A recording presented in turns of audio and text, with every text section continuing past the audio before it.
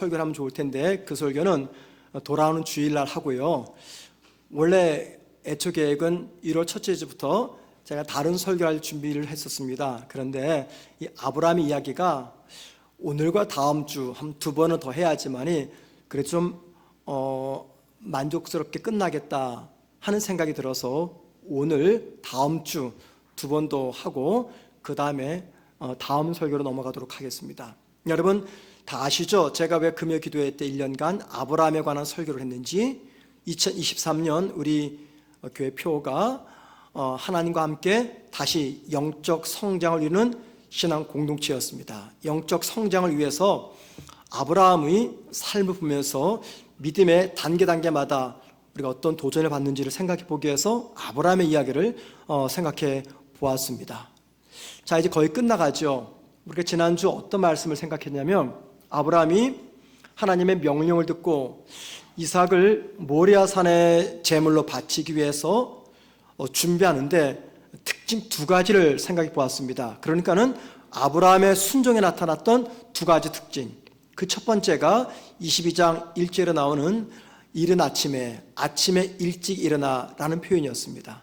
아침에 일찍 일어나서 순종을 준비했던 아브라함의 모습. 두 번째는 뭐냐면 3절에 나오는 제3일에라고 하는 시간적 표현이었습니다. 자, 아브라함은요 모리아산에서 뭘 발견합니까?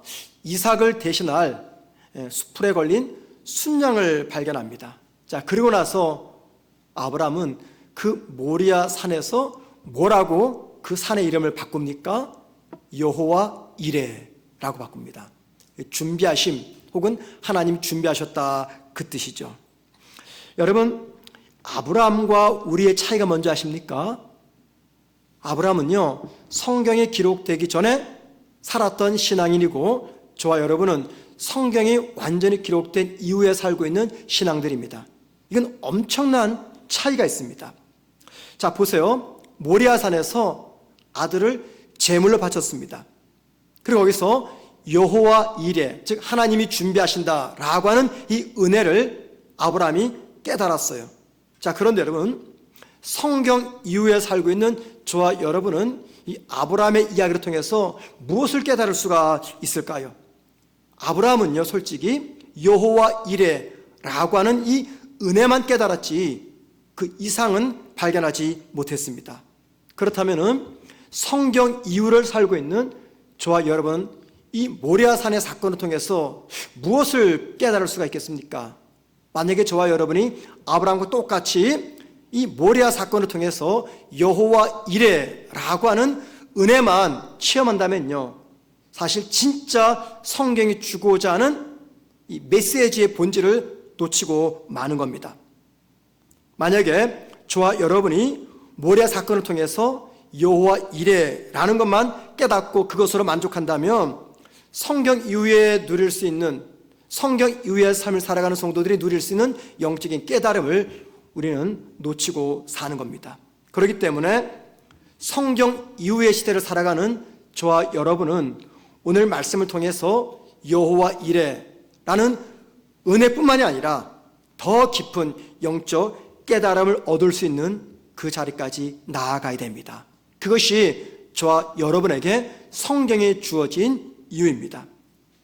아브라함은요 모리아산에서 여호와 이레의 은혜만 깨달았지만 성경 이후 시대를 살아가는 저와 여러분은 아브라함이 이삭을 바치는 이 사건을 통해서 무엇을 보셔야 되냐면 수천 년 뒤 예수님께서 골고다에서 성취하실 구원의 계시의 관점을 이해하셔야 됩니다.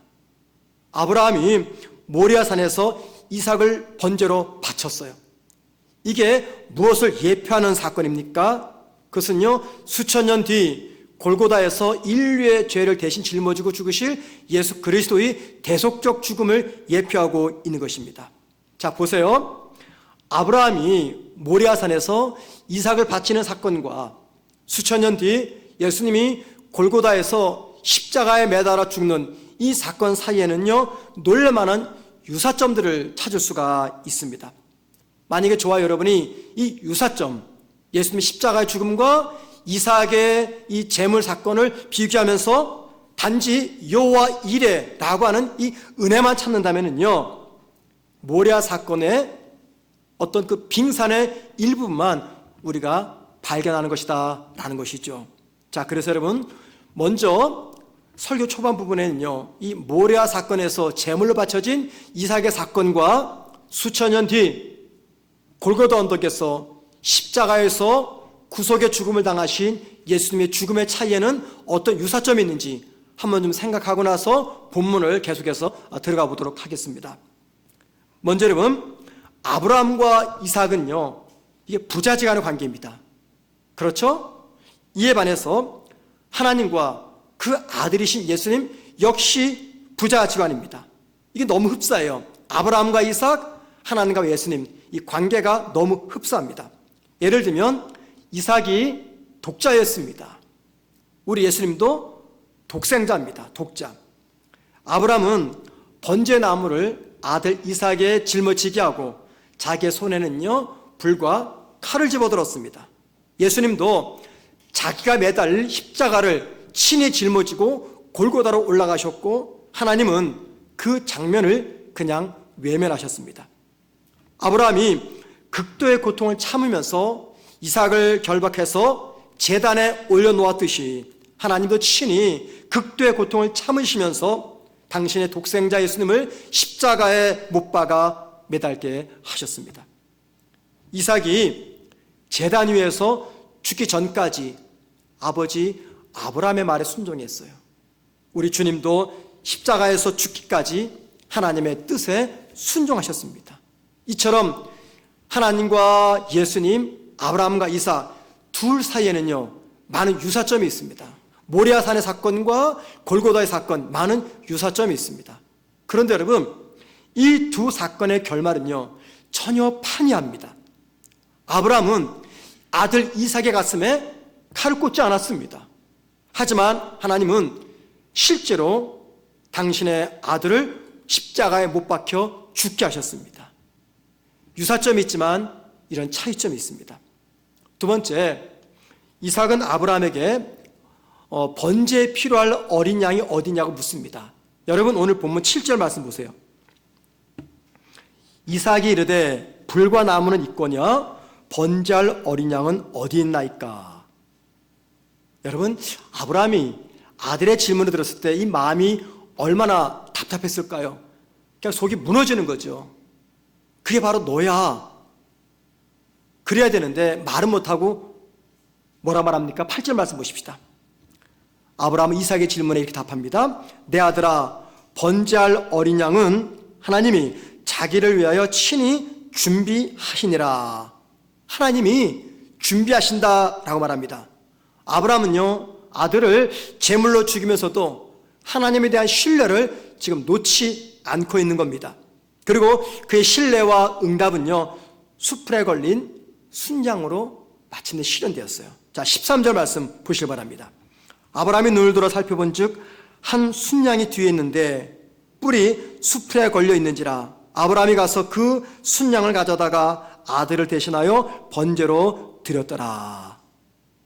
이삭을 대신해서 수풀에 걸린 이 순양, 이게 뭘 예표합니까? 십자가에서 우리를 위해서 대신 죽을 예수님의 대속적 죽음을 선명하게 예시하고 있는 것이죠.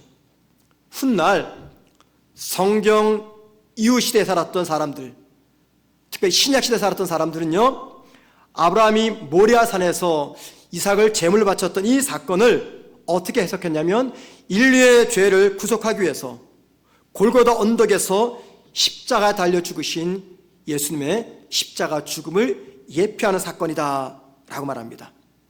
비록 아브라함은요, 이 사실을 깨닫지는 못했습니다. 그러나 이삭을 번제로 바치는 그 명령에 순종함으로 수천 년 뒤에 이 땅에서 하나님의 독자이신 예수님의 대속적 죽음의 그림자를, 실체가 아니라 그림자를 본 것입니다. 저는요, 이 사건을 가리켜서 이렇게 이름 짓고 싶어요. 모리아 산의 영광. 모리아 산의 영광. 제가 이 본문을 가지고요, 최초로 설교했던 데는 1994년도였습니다.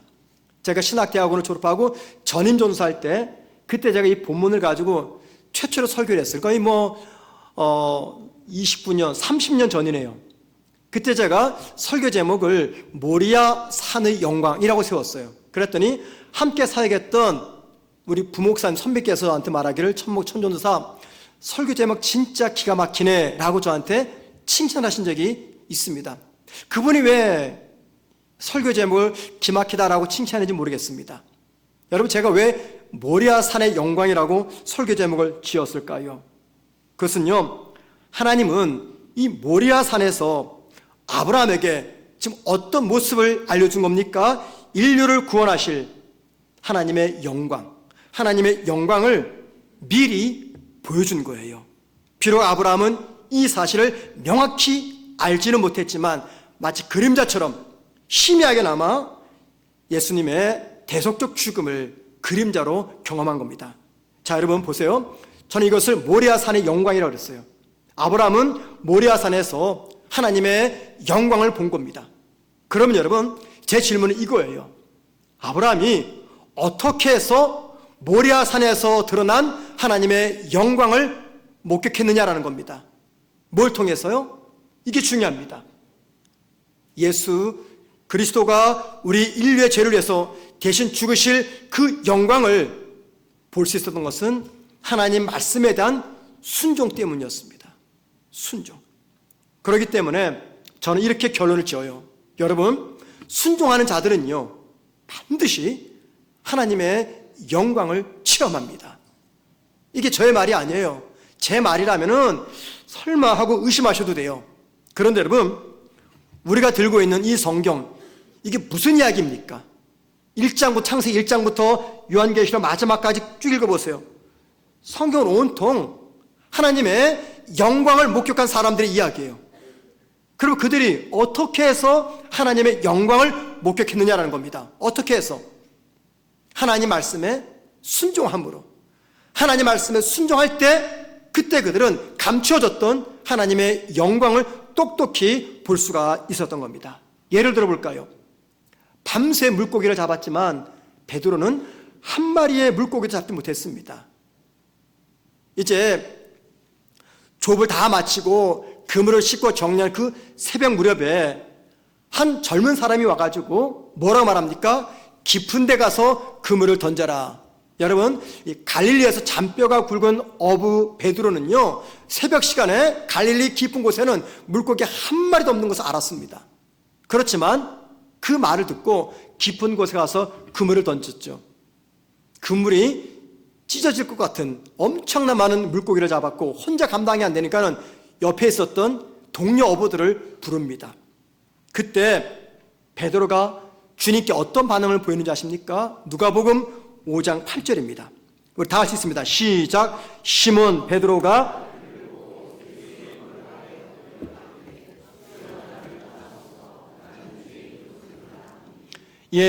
베드로가 지금 기적을 체험했습니다. 기적을 목격하고 첫 번째 놀랬습니다. 아니, 정확히 말하면 두려웠습니다. 그래서 예수님께 뭐라고 고백합니까? 나는 죄인입니다. 이게 왜 그럴까요? 당시 2000년 전 이스라엘 사람들은요, 하나님의 뛰어난 능력과 거룩을 만날 때 놀램과 나는 죄인입니다, 이런 반응을 보였습니다. 여러분, 하나님의 능력과 거룩을 만났다, 이게 뭘 말합니까? 하나님의 영광을 보았다, 그 말입니다. 하나님의 영광을 보면 자연스럽게 놀라고 그 앞에서 나는 죄인입니다 고백하는 거죠. 마치 아브라함이 모리아산에서 숯불에 걸린 순양을 보았듯이 베드로는 하나님의 놀라운 기적을 목격했습니다. 그리고는 나는 죄인입니다 고백했어요. 자, 여러분, 다시 질문입니다. 베드로가 어떻게 하나님의 영광을 목격했습니까? 뭘 통해서? 순종을 통해서입니다. 하나만 더 말씀드릴게요. 여러분 잘 아시는 말씀이에요. 요한복음 2장 말씀 보면 예수님께서 물로 포도주 맞는 사건이 나옵니다. 물을 항아리에 담아가지고 예수님이 종들에게 이제 연회장에 갖다 주어라 해서 종들이 그 물을 떠다 주었더니 연회장에 온 손님들은요, 지금까지 먹었던 포도주 중에 가장 맛이 뛰어난 포도주다 하면서 주인을 칭찬했어요. 모두가 다 어리둥절할 때 하인들은 어떤 반응을 보입니까? 의미심장한 반응을 보여요. 요한복음 2장 9절 말씀입니다. 끝부분 이렇게 말합니다. 하인들은 알더라 라고 말합니다. 하인들은 알더라. 그런데 그 다음 절인 요한복음 2장 11절은요, 물로 포도주 만든 사건을 가리켜서 주님의 영광이 드러난 사건이다 말합니다. 자, 보세요. 예수께서 이 첫 표적을 갈릴리 가나에서 행하여 그 다음에 그의 영광을 나타내심에 제자들이 그를 믿으니라. 그의 영광, 이게 영광이 어떻게 드러났습니까? 물로 포도주 만든 사건, 이 사건이 주님의 영광이래요. 그러면 여러분, 종들이 지금 뭘 본 겁니까? 하나님의 영광을 본 거예요. 종들은 알더라. 하나님의 영광을 안다는 겁니다. 여러분, 종들이 하나님의 영광을 어떻게 체험합니까? 순종을 통해서 체험합니다. 자, 잘 보세요. 성경이 일관되게 강조하는 것, 그것은요, 하나님 말씀에 대한 순종은 그냥 순종으로 끝나지 않습니다. 절대 하나님의 뜻을 따라 행하는 나의 순종, 하나님 말씀에 따라 행하는 나의 순종은요, 순종 그것으로 끝나지 않습니다. 반드시 나의 순종은 어디까지 나를 이끌고 갑니까? 하나님의 영광을 보는 자리까지 이끌고 갑니다. 그러니까는 순종하지 않으면요, 예수 수십 년 믿어도 하나님의 영광 보지 못합니다. 이게 저의 개인의 말이라면 무시해도 괜찮아요. 근데 성경의 증언이지 않습니까? 성경은 초지일관 뭘 말합니까? 순종을 통해서 하나님의 영광을 목격할 수 있다. 순종을 통해서 하나님의 영광에 참여할 수 있다 말합니다. 여러분, 저는 우리 성문교회 담임 목사로서 마음의 소망이 있어요. 2024년 우리에게 모든 성도들이 하나님의 영광을 체험하면 정말 좋겠다라는 마음입니다. 여러분, 하나님의 영광 너무 추상적이죠. 하나님의 영광이 무엇입니까? 다른 거 아닙니다. 하나님의 지혜, 하나님의 사랑, 하나님의 능력이 내 삶에 개입하는 거예요. 이게 하나님의 능력입니다. 우리는 이것을 다른 말로 말하면 뭐라고 말합니까? 하나님의 은혜라고 말합니다. 하나님의 지혜, 하나님의 능력, 하나님의 사랑이 내 삶에 개입하는 것, 이건 하나님의 은혜 또는 하나님의 능력이라고 말합니다. 자, 여러분, 왜 이것을 하나님의 은혜라고 말합니까? 은혜가 무엇입니까? 은혜란 받는 사람이 아무런 공로가 없습니다. 자격도 되지 않습니다. 그런데도 받을 때 이걸 은혜라고 말합니다. 은혜. 내가 일한 것만큼, 내가 노력한 것만큼 받으면 이거는 은혜가 아니죠. 대가죠, 대가. 그런데 하나님은 저와 여러분에게 하나님의 지혜와 능력과 사랑을 베푸실 때 그 은혜를 받을 자격이 요만큼도 없는데도 부어주십니다. 그래서 하나님의 은혜라고 이야기하죠. 그런데 여러분, 비록 우리 모두는 하나님의 은혜를 받을 만한 자격이 1도 없지만 하나님께서 그럼에도 불구하고 우리에게 은혜를 주시고자 하실 때 찾으시는 가장 중요한 자격, 조건, 그걸 따진다면 그게 무엇이 될까요? 우리는요, 하나님의 은혜를 받을 자격이 없습니다. 하나님의 영광도 체험할 자격이 없어요. 그런데 그럼에도 불구하고 하나님이 누군가에게는 은혜를 주고 싶은데 누구에게 줄까 해서 찾으시다가 결정적으로 보시는 가장 중요한 조건, 기준, 그게 뭘까요? 순종입니다. 순종. 순종하는 자. 하나님의 은혜는, 하나님의 영광은요, 순종하는 자에게 임합니다. 제가 다시 말씀드립니다. 이렇게 생각하는 이유는 제 개인의 생각이 아니라 성경이 온통 이런 이야기를 우리에게 들려주고 있기 때문입니다. 2024년 하나님의 지혜와 능력과 사랑이 여러분의 삶 속에 충만하기를 축원드립니다. 그러려면요, 이 은혜 체험하시려면요, 여러분이 아멘이라고 고백하셨던 그 아멘이 실제 여러분의 삶에서 역사하도록 만드시려면요, 여러분 하나님의 뜻과 하나님의 말씀 앞에 순종하셔야 됩니다. 순종하지 않으면 제가 장담컨대, 하나님은 아니지만 성경 말씀에 빗대어서 제가 장담컨대 순종하지 않는 성도는요, 하나님의 영광, 하나님의 은혜 전혀 누리지 못합니다. 하나님의 은혜, 하나님의 영광 경험하지 못하면요, 매일매일 힘없는 신앙인, 무기력한 신앙인으로 살아갈 수밖에 없게 됩니다. 자, 5절 말씀 보십시다. 이렇게 말합니다. 아브라함이 종들에게 이르되 너희는 나귀와 함께 여기서 기다리라. 여기서 기다리라. 지금 아브라함이 종들에게 지시하는 겁니다. 여기서 우리 기다려라. 여기가 어디입니까? 모리아산 정상입니까? 모리아산 아래입니까? 모리아산 아래를 말합니다. 자, 그러니까는 아브라함은요, 모리아산 아래다가 종들을 놔두고 아들 이삭만 데리고 산 위로 올라간 거예요. 질문입니다.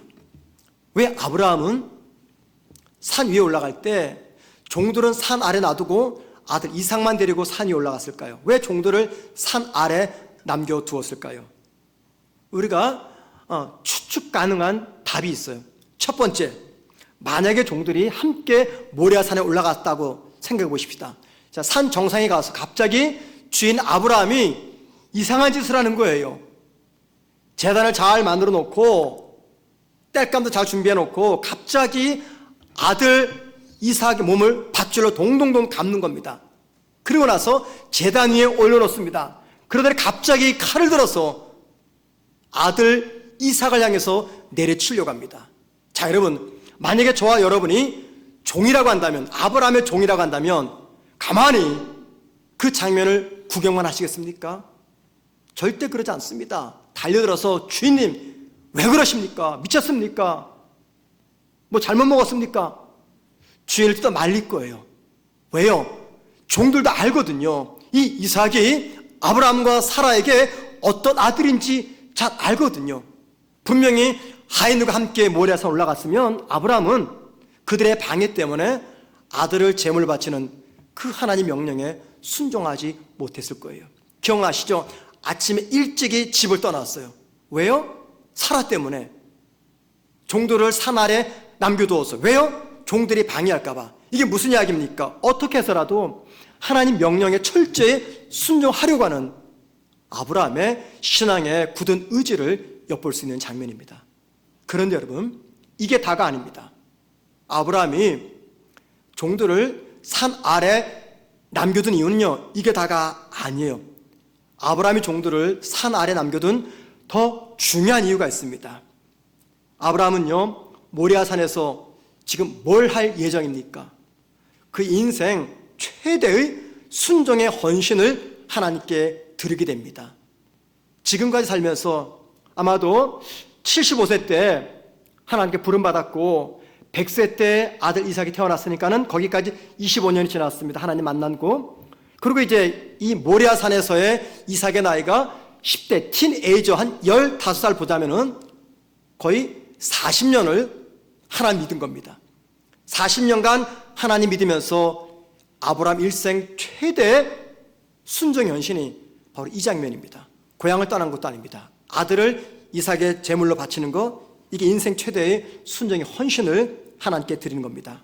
아브라함은요, 그의 인생 최대의 헌신의 순종의 헌신을 드리는 이 엄숙한 자리에 아무도 참관하기를 원치 않았습니다. 무슨 말이냐면 순종하는 자신과 순종을 받으시는 하나님 사이에 그 누구도 개입하는 것을 원치 않았다는 겁니다. 저는요, 이런 아브라함의 모습 보면서 이런 생각이 들었습니다. 나의 믿음의 실천장에는 관객이 필요 없다. 나의 믿음의 실천장에는 관객이 필요 없다. 믿음의 실천장, 이게 뭡니까? 순종의 헌신의 자리죠. 관객이 필요가 없습니다. 여러분, 저나 여러분 우리 모두에게는요, 나의 믿음이 하나님이 아니라 사람들에게 인정받고 싶은 본능이 있습니다. 아무리 아니라고 해도 아닐 수가 없어요. 왜 그런지 아십니까? 이유는 너무 간단해요. 하나님의 인정, 하나님의 평가는 들을 수 있습니까? 못 들어요. 볼 수 있습니까? 못 봐요. 그러니까는 하나님이 나를 인정하신다라고 말씀하셔도 진짜 인정하시는지, 조금 인정하시는지 우리는 확실히 모릅니다. 그런데 사람들의 인정과 평가는 귀로 들립니다. 눈으로 보입니다. 그러다 보니 귀에 들리지 않고 눈에 보이지 않는 하나님의 평가와 하나님의 판단보다도 눈에 보이고 귀에 들리는 사람들의 인정과 사람들의 평가를 더 받고 싶어 합니다. 저도 마찬가지입니다. 사람들이 인정해주고 사람을 높여줄 때 나도 모르게 내 믿음이 대단한 믿음처럼 느껴질 때가 있습니다. 자, 그러다가 목사와 성도들이 내 믿음 인정하지 않으면 어떻게 삐집니까? 야, 이 교회 목사는 사랑이 없어. 이 교회 성도들은 사람을 무시해 하면서 스스로 상처를 받아요. 그리고는요, 조용히 교회를 떠나버립니다. 여러분 꼭 기억하셔야 됩니다. 믿음의 실천장에는요, 관객은 필요 없습니다. 우리의 믿음의 실천장에는 오직 나의 실천을 받으시는 하나님뿐이십니다. 이 말은 무슨 말이냐면 이런 말이에요. 우리의 삶의 유일한 평가자 하나님 한 분뿐이라는 것입니다. 만약에 내 삶의 유일한 평가자가 하나님 한 분이다 라는 것을 잊게 되면요, 어떻게 될까요? 우리의 시선과 관심은요, 온통 사람들이 될 겁니다. 자, 그렇게 되면 어떤 현상이 나타날까요? 사람들의 시선을 내가 바라보게 되면요, 사람들의 평가에 내가 목숨 걸면 어떤 일이 벌어질까요? 시기, 질투, 피해의식, 라이벌의식이 생깁니다. 이런 의식들이 우리 이끌고 가는 곳, 거기가 어딜까요? 경쟁입니다. 경쟁. 다른 말로 다툼입니다. 싸움장입니다. 왜 교회에서 서로 신앙생활하다가 서로 치유되지 않는 이 상처를 주고받는 것입니까? 경쟁하기 때문에 그래요. 왜 경쟁합니까? 이 마음속에 시기와 질투와 피해의식과 비교의식이 있기 때문에. 왜 이런 게 생깁니까? 사람들의 시선과 평가를 내가 중요하게 생각하기 때문입니다. 우리가 순종하는 건강한 신앙이 되려면요, 고민거리가 바뀌어야 돼요. 고민거리. 사람들이 나를 어떻게 생각하고 어떻게 평가할까? 이게 아니라 하나님이 나를 어떻게 생각하시고 어떻게 평가하실까? 이렇게 바뀌어야 됩니다. 오스기니스라는 사람이 있습니다. 오스기니스. 그 사람이 쓴 책 중에 소명이라는 책이 있어요. 소명. 이 책에서 그는 이런 얘기를 해요.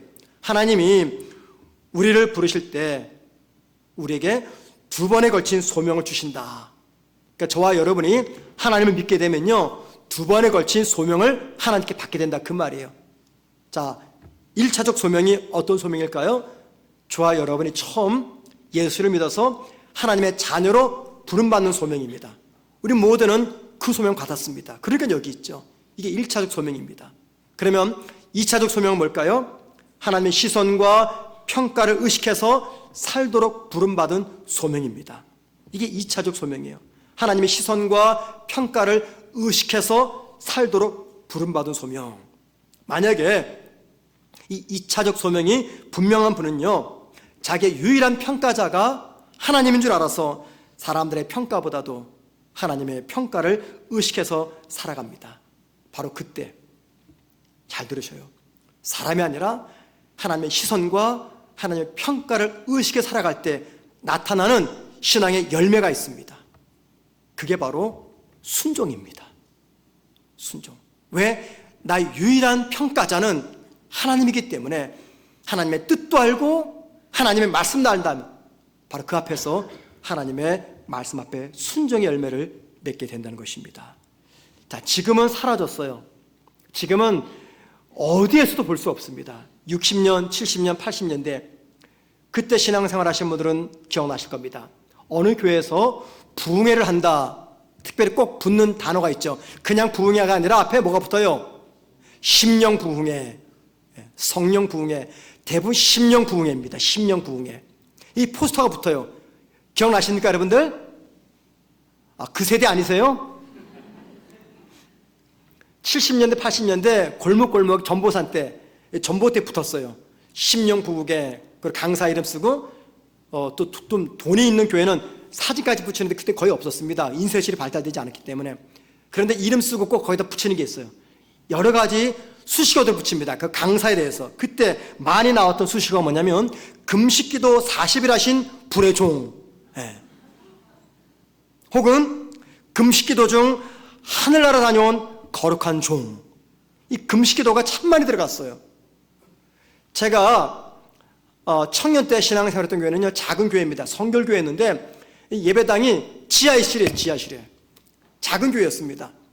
근데 그때 젊은 분이 전사님인데 개척을 하신 거예요. 성결교 전사님인데 이분은 늘 그냥 막 하면 금식기도 하시는 거예요. 뭐 20일 하셨다, 일주일 하셨다, 40일 하셨다.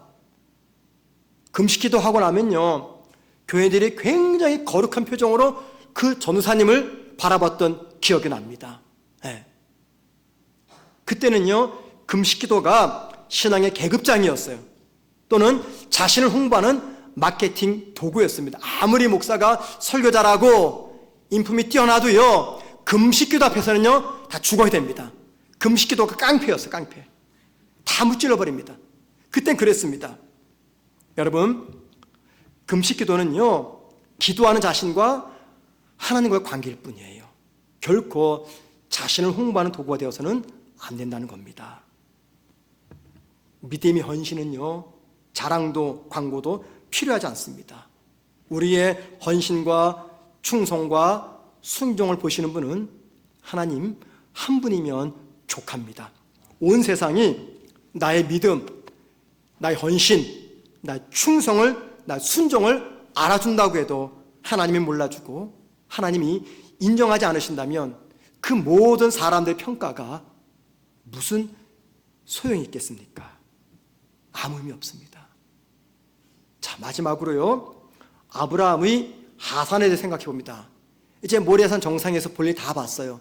어떻게 됩니까? 산 아래로 내려와야 됩니다. 우린 지난주에 뭘 봤습니까? 모리아산으로 올라가는 아브라함의 모습 봤어요. 근데 이 시간에는요, 다시 산 아래로 내려오는 하산하는 아브라함의 모습을 좀 보았으면 좋겠습니다.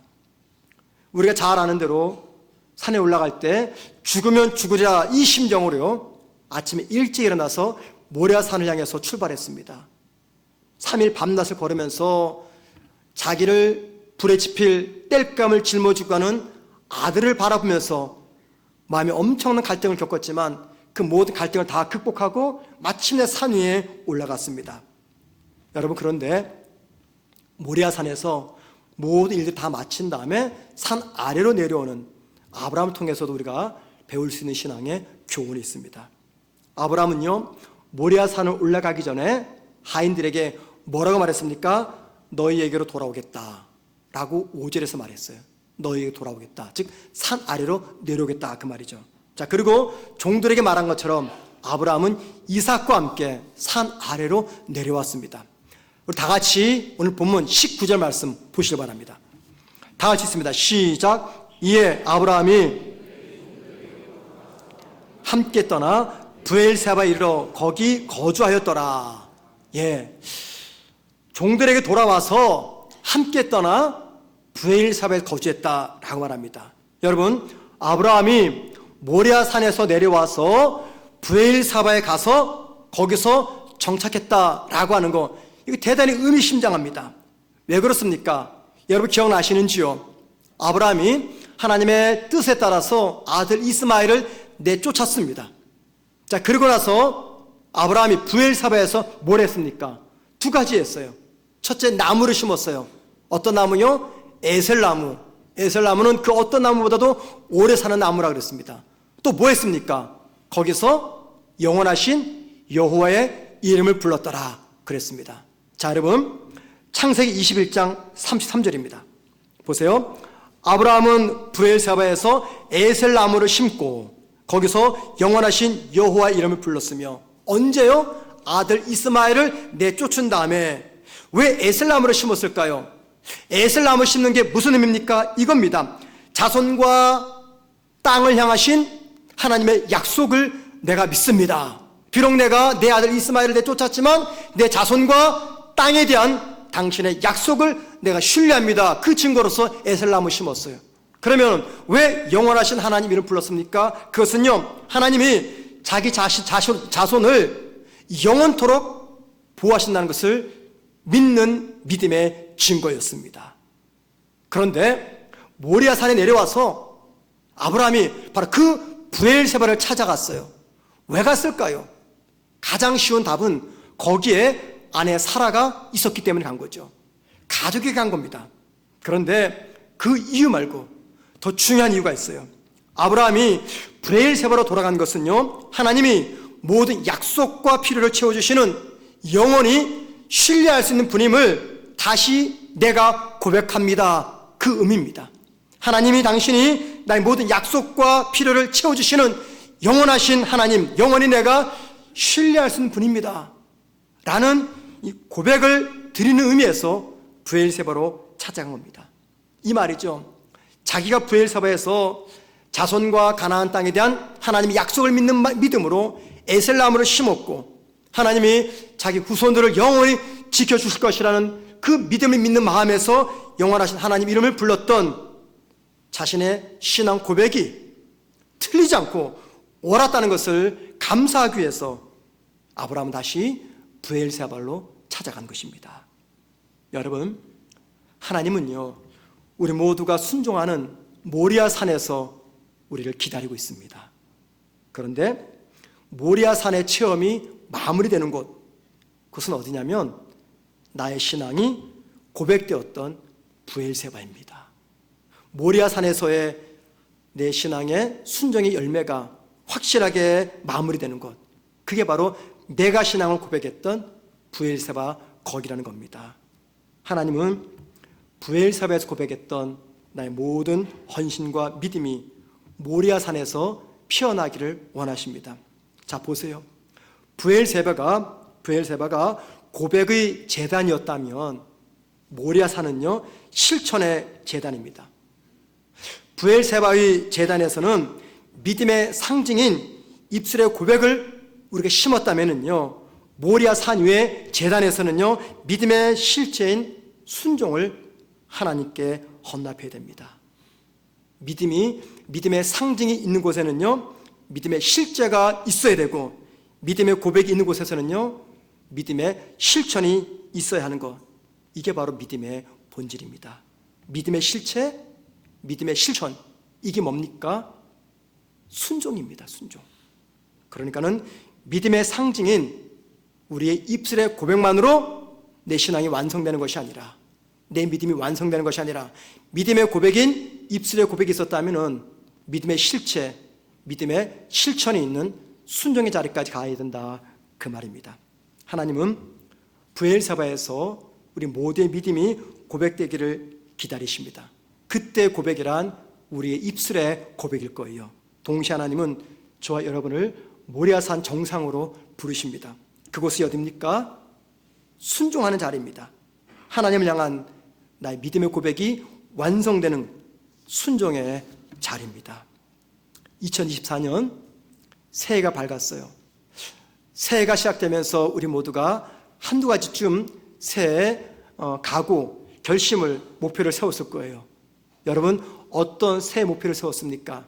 대부분은 운동일 겁니다. 내가 운동해야지. 또 어떤 분은 내가 다이어트 해야지. 살을 뺍니다. 예. 우리 교육자 중에 한 분이 지금 다이어트를 하고 있어요. 제가 볼 겁니다. 얼마나 오래 가는지. 예. 어떤 분은 독서에 계획을 세우고 있어요. 여러분, 많은 계획을 세우셨죠? 그러면 제가 하나 여쭤보겠습니다. 2024년 여러분, 신앙의 목표, 신앙의 계획은 세우셨습니까? 2024년 올 한 해 여러분은 어떤 신앙인이 되고 싶으십니까? 어떤 신앙인? 우리의 유일한 평가자, 판단자는요, 오직 하나님 한 분뿐입니다. 그 하나님이 나를 보시면서 가장 기뻐하시는 모습, 그게 바로 순종입니다. 나의 하나님을 향한 나의 믿음의 고백이 참 귀합니다. 그런데 그 고백이 실천으로 이어지는 것은요, 고백에 따른 순종입니다. 그래서 우리 모두가 2024년 신앙의 목표를 세웠다면, 내가 어떤 신앙인이 될 것인가 세웠다면 순종하는 신앙이 되는 것, 이것만큼은 빠뜨리지 마셔야 됩니다. 2024년 신앙 목표 이렇게 세우세요. 나는 어떤 경우에도 순종하는 그리스도인이 되겠다. 왜 그렇습니까? 순종이 신앙의 전부이기 때문입니다. 순종을 잃어버리면 신앙의 전부를 잃어버린 거예요. 아브라함의 영적 순례 여정, 나이 75세 때 갈대아 우르에서부터 약 40년이 지나면서 마침내 모리아산까지 올라왔습니다. 많은 세월 동안에 하나님께서 아브라함을 통해서 마지막까지 확인하고 싶으셨던 것은 하나님의 말씀에 대한 순종의 모습이었습니다. 여러분, 이렇게 본다면 저와 여러분이 영적 성장의 최종 종착역, 거기가 바로 순종이라는 터미널입니다. 2024년 우리 모두가 하나님의 영광을 보고 하나님의 은혜를 체험했으면 정말 좋겠습니다. 이 소망이 있다면 여러분, 내가 올 1년 순종하는 성도가 되겠다고, 순종하는 신앙이 되겠다고 결단하고 그렇게 사셔야 됩니다. 그런 삶을 살아가는 우리 모두가 되기를 주의 이름으로 축원을 드립니다. 우리 함께 말씀을 생각하면서